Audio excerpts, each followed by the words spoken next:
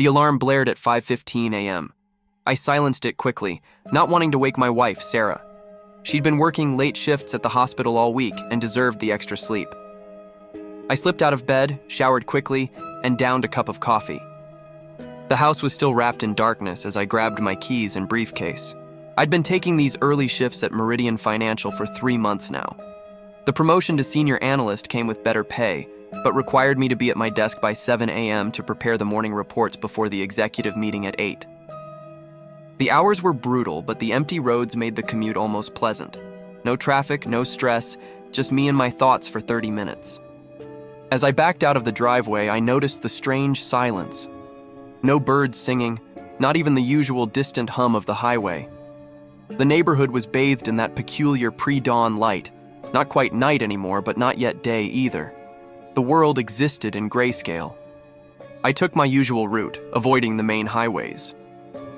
After 15 minutes of driving through empty suburban streets, I turned onto Oakwood Road, a narrow, winding 2-lane that cut through a stretch of undeveloped land. Dense trees lined both sides, their branches forming a partial canopy overhead. The road had virtually no shoulder, just asphalt that gave way directly to ditches and underbrush. That's when I first noticed him, a dark silhouette about 100 yards ahead, a cyclist, moving at a steady pace in the middle of my lane. I eased off the accelerator, reducing my speed from 50 to about 35. Even in the dim light, I could see he wasn't wearing any reflective gear, just dark clothing that blended with the shadows. No blinking lights on his bike either, which seemed dangerously negligent at this hour. As I drew closer, I tapped my horn lightly, just a quick, polite beep to alert him to my presence. The cyclist made no indication that he'd heard me. He continued pedaling at the same deliberate pace, remaining squarely in the center of the lane. I reduced my speed further and moved slightly to the left, checking my rearview mirror. The road behind me was empty, and nothing was coming from the opposite direction. I had plenty of room to pass safely, but as I began to move into the oncoming lane, something strange happened. The cyclist drifted left as well, still blocking my path.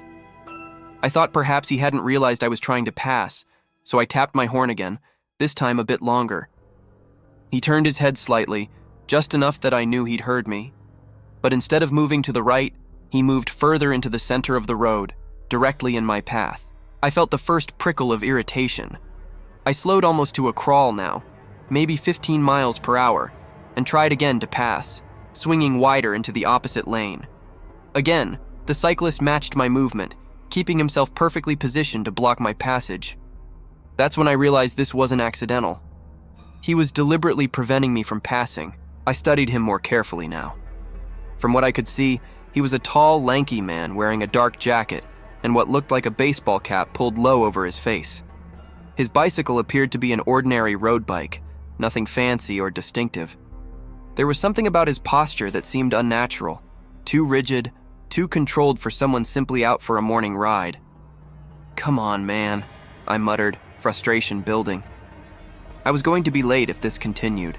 I flashed my high beams twice, hoping the bright light would encourage him to move aside. In response, the cyclist slowed down even more. I was trapped behind him now, moving at barely more than walking speed. 5 minutes passed this way, the silence inside my car growing heavier with each passing moment. I considered turning around, but there were no side streets or driveways where I could safely execute a 3-point turn. My options were limited. Continue following this strange cyclist, or try to force my way around him, which felt increasingly dangerous.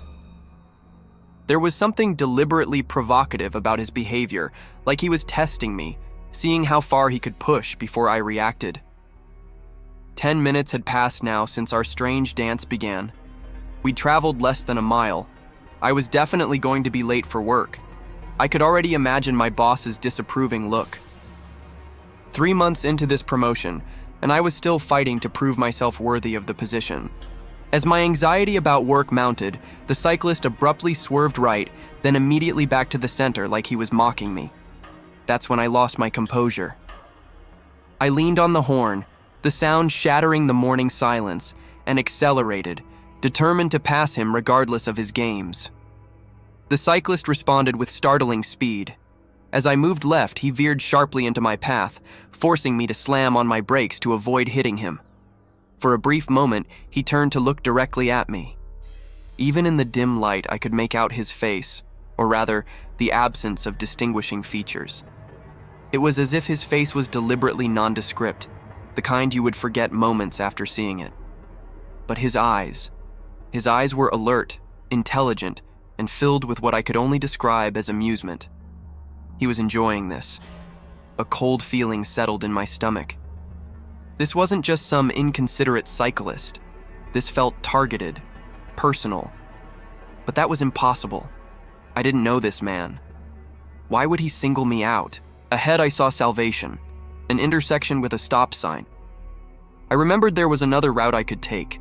It would add 15 minutes to my commute, but anything was better than this psychological warfare. As we approached the intersection, I stayed behind him, pretending compliance. When we reached the stop sign, I waited until he was crossing through, then quickly turned left onto Cedar Lane, accelerating hard once I'd made the turn. In my rearview mirror, I saw him stop and watch me drive away. He didn't follow, which sent a wave of relief through me. I took several deep breaths, trying to calm my racing heart. The new route was longer, but eventually connected back to the main road leading to my office complex. I pulled into the parking lot at 7:12, late but not disastrously so. As I hurried across the lot, I glanced back at the main road and froze. There, just visible at the intersection, was a cyclist. Even from this distance, I knew it was him. He was simply sitting there, watching. When he saw me notice him, he raised one hand in what might have been a wave, then pedaled away. I rushed inside, trying to shake off the encounter. Throughout the morning, I found myself repeatedly glancing out of the window, expecting to see him circling the building. But there was no sign of the cyclist. By lunchtime, I had almost convinced myself I'd overreacted. Maybe he was just an inconsiderate rider with poor road etiquette. Maybe the sinister quality I'd attributed to him was just my imagination, fueled by stress and the eerie pre-dawn setting. I worked through lunch, making up for my late arrival, and didn't leave my desk until 6:30 p.m. By then, the encounter seemed distant and less threatening in the bustle of a normal workday.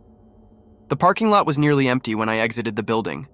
The sun was beginning to set, casting long shadows across the asphalt. I walked to my car, keys in hand, mentally planning dinner. That's when I saw it. My car, my pristine 3-year-old Audi that I'd just made the final payment on last month, had been methodically defaced. Deep scratches ran along every panel, forming not random acts of vandalism, but deliberate patterns. They were crude drawings of bicycles, etched into the paint with what must have been a key or some other sharp metal object. But it was what was written on the hood that made my blood run cold. "See you tomorrow." I looked around frantically, scanning the parking lot, the street beyond, the tree line that bordered the complex. There was no sign of the cyclist, no witnesses, no security cameras pointed in this direction.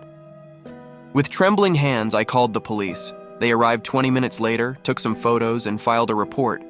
But without witnesses or security footage, they couldn't do much.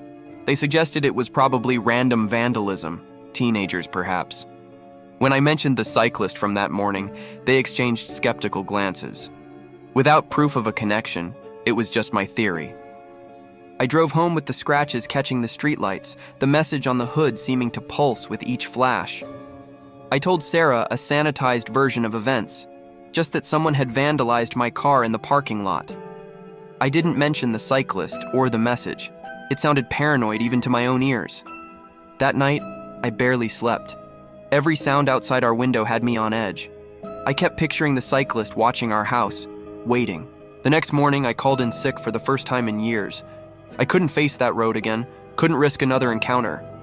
I spent the day getting estimates for repainting my car and installing security cameras at our house. By evening, I had almost convinced myself that I was overreacting again. The police were probably right. It was likely just a coincidence, random vandalism that happened to occur on the same day as my strange encounter. Then the doorbell rang. Sarah was in the shower, so I answered it. There was no one there, just a small package on the doorstep. No shipping label, no markings of any kind. With a growing sense of dread, I picked it up and closed the door, making sure to lock it. The package was light, wrapped in brown paper. I opened it slowly. Inside was a bicycle reflector, broken in half, and a note printed on plain white paper. "You should have waited your turn." I dropped the package as if it had burned me. This was no longer just strange or unsettling. This was threatening. This person knew where I lived. I called the police again, but I could tell they still weren't taking it seriously. They promised to increase patrols in our neighborhood, but offered little else. That weekend, I convinced Sarah we should visit her parents in the next state over. I needed time to think, to figure out what to do. I couldn't keep calling in sick, but the thought of driving to work and potentially encountering the cyclist again filled me with dread. We returned Sunday evening. As we turned onto our street, I immediately noticed something was wrong. Our house looked different somehow. It took me a moment to realize what it was. All the curtains were open. We always closed them before leaving for extended periods. We approached cautiously. Nothing else seemed disturbed. No broken windows, no forced entry. I used my key to unlock the front door, half expecting to find our home ransacked. But everything was in its place. Nothing stolen, nothing damaged. Just all the curtains open, as if someone wanted to look in, or wanted us to know they could. I checked our new security camera footage, but it showed nothing. No visitors, no intruders. Just the occasional neighbor walking a dog or mail being delivered. The system had been working perfectly, which meant whoever had been in our house knew how to avoid being recorded. That night, I lay awake next to Sarah, listening to the sounds of our house settling. Around 3 a.m., I heard a distinctive sound from outside, the soft clicking of a bicycle freewheel.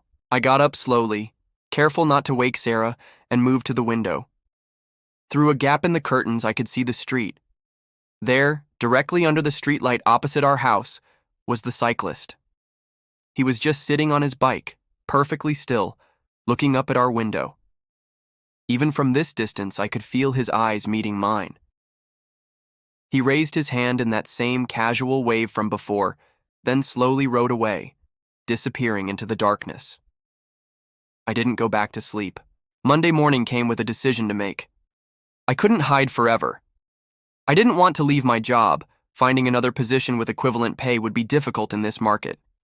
But I also couldn't face the possibility of encountering the cyclist again. I compromised. I would drive to work using the main highways, even though it would mean dealing with traffic. Safety in numbers, I reasoned, and I would leave later when it was fully light and the roads were busy. Sarah noticed my tension but attributed it to work stress. I hadn't told her about the cyclist watching our house or the broken reflector. I didn't want to frighten her, and part of me still feared sounding paranoid. The new route to work was congested but uneventful. No sign of the cyclist. I arrived late again but had called ahead with an excuse about car trouble. My boss was understanding, if a bit impatient. For 3 days, I took different routes to work, always on busy roads, always in full daylight. For 3 days, there was no sign of the cyclist. I began to relax slightly, to think perhaps he had grown bored with his game. Then Thursday came. I was working late, finishing a report that was due the next morning. By the time I left the office, it was nearly 10 p.m. The parking lot was deserted except for my newly repainted car and a few others belonging to the cleaning staff. I walked quickly to my car, keys ready. The parking lot was well lit, but the spaces between the light pools seemed unusually dark. As I approached my car, I noticed something on the windshield, a piece of paper held in place by the wiper. My first thought was that it must be a flyer, but as I got closer, I could see it was a handwritten note. With shaking hands, I plucked it from under the wiper and read the message. "I'm still waiting." I whirled around, scanning the parking lot. That's when I saw him, at the far edge where the light didn't quite reach, just standing there beside his bike, watching me.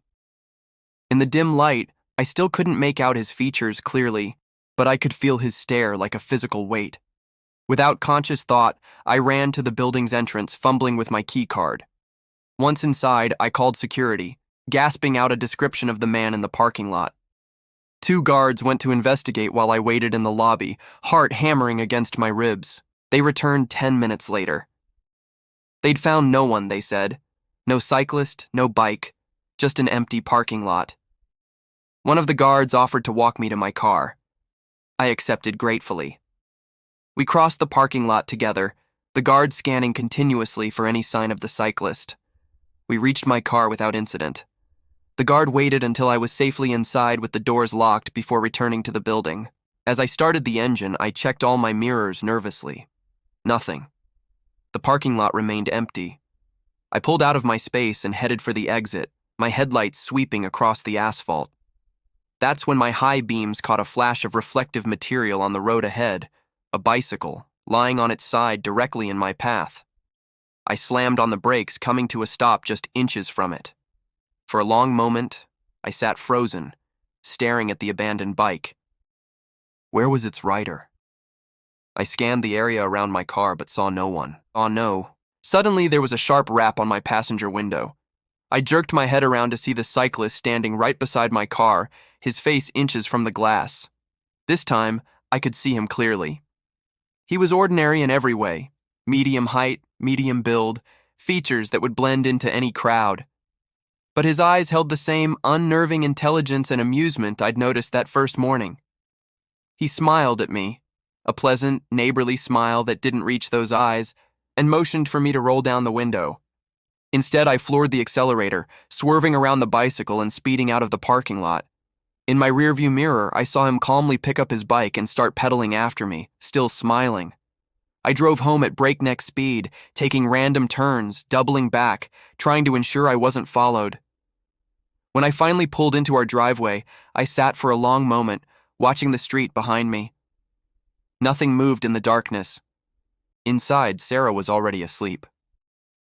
I checked all the doors and windows twice, then sat in the living room with the lights off, watching the street through a gap in the curtains. No cyclist appeared. Around 4 a.m., exhaustion finally overcame vigilance, and I fell asleep in the armchair. I woke to Sarah shaking my shoulder gently. It was morning. She looked concerned, asking why I'd slept in the living room. I mumbled something about working late and not wanting to disturb her. As she moved to the kitchen to make coffee, I went to the window and carefully looked out. Our street was normal. People leaving for work, kids waiting for school buses. No sign of a man with a bicycle. I called in sick again. I couldn't face going outside, couldn't risk another encounter. Sarah left for her shift at the hospital, making me promise to see a doctor if I wasn't feeling better by afternoon. Once alone, I pulled out my laptop and started researching. I searched for news stories about cyclists harassing drivers, about vandalism in parking lots, about stalking cases involving bicycles. Nothing matched my experience. Then I had an idea. I searched for incidents specifically on Oakwood Road, where I'd first encountered the cyclist. The results made my blood run cold. 3 years earlier, there had been a fatal accident on that exact stretch of road. A cyclist had been struck and killed by a hit-and-run driver in the pre-dawn hours. The driver was never identified. The cyclist's name was Daniel Mercer. He had been 34 years old, employed as a data analyst, just like me. I found a photo of Daniel Mercer from a local newspaper article about the accident. My laptop slipped from suddenly nerveless fingers.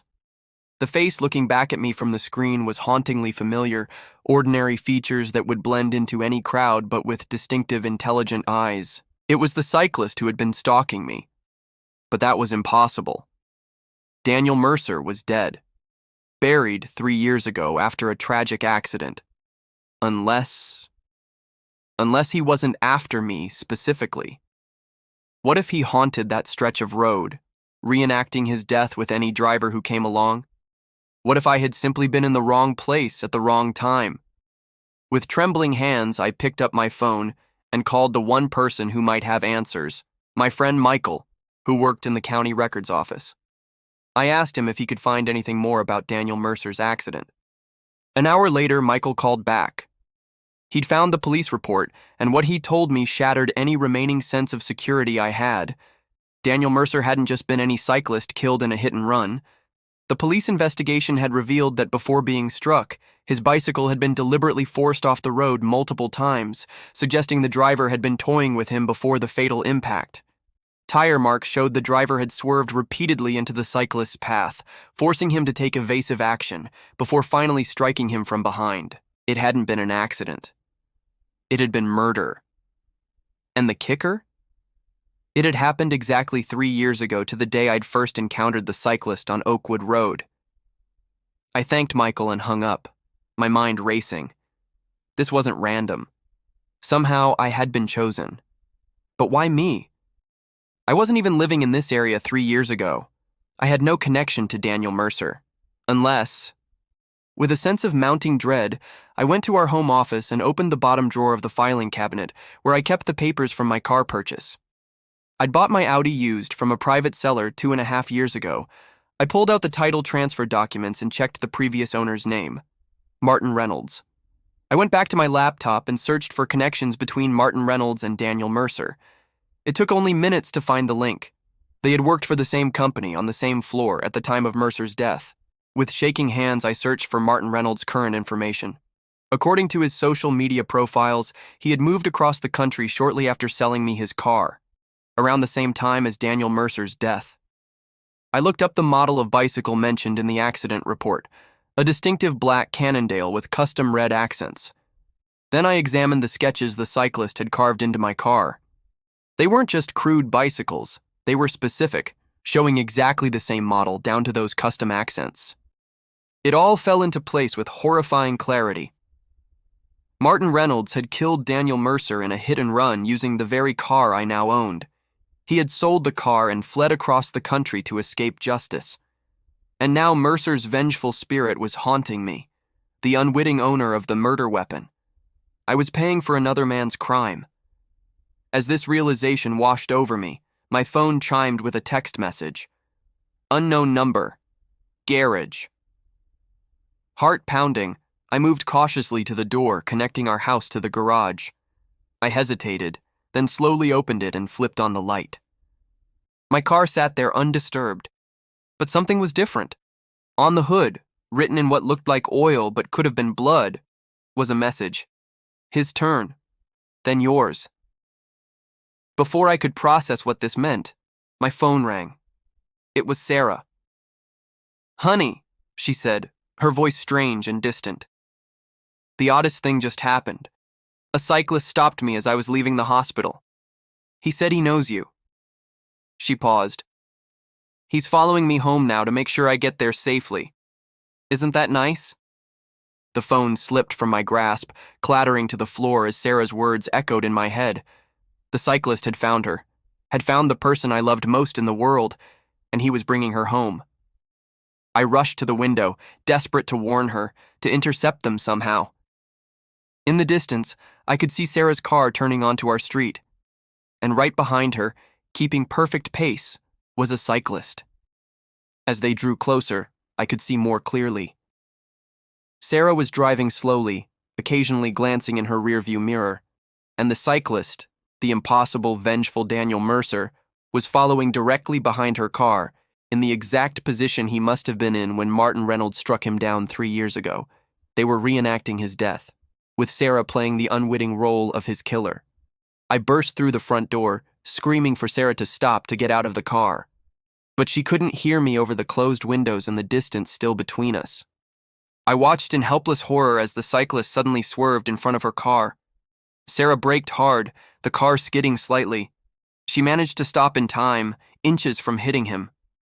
The cyclist turned his head to look directly at me, standing frozen in our doorway. Even at this distance, I could see his smile, that same pleasant, neighborly smile that didn't reach his eyes. He raised his hand in that now familiar wave, then pointed deliberately at Sarah's car, then back at me. The message was clear. He could take her from me as easily as his life had been taken from him. Then, as if nothing had happened, he pedaled around Sarah's car and continued down the street, disappearing around the corner. Sarah drove the rest of the way to our house, pulling into the driveway with a confused expression. As she got out of the car, she looked at me standing pale and trembling in the doorway. "What's wrong?" she asked. "You look like you've seen a ghost." I couldn't tell her the truth, that she had nearly been forced to relive a murder, that we were being haunted by a vengeful spirit who had mistaken me for his killer.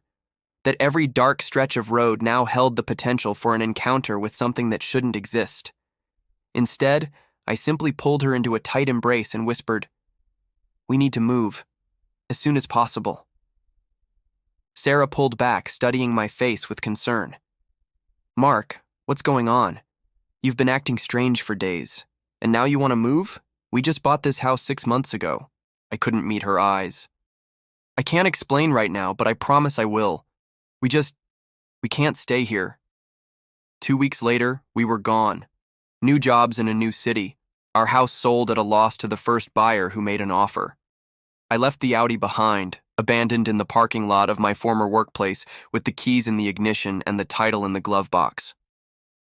I never drove again. We moved to a city with excellent public transportation, where a car wasn't necessary. Sarah eventually accepted my explanation about workplace stress and burnout, though I could tell she never fully believed it. Years have passed. We've rebuilt our lives.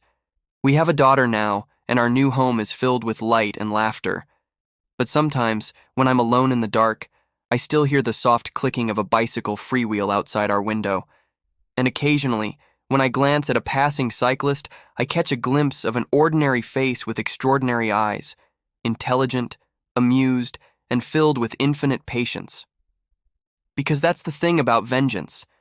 It doesn't die. It doesn't tire. It simply waits for its moment. And Daniel Mercer is still waiting for his turn.